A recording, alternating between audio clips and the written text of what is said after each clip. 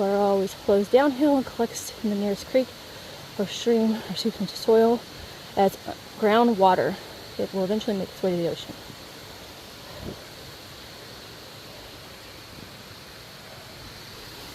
There it is.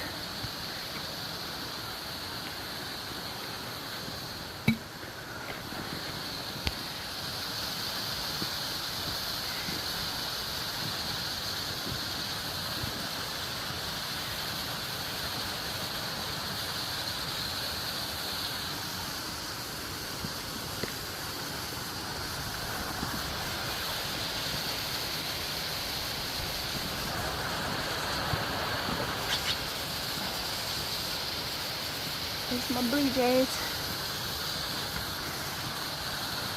Looks like there's a little rough wall that was built right here.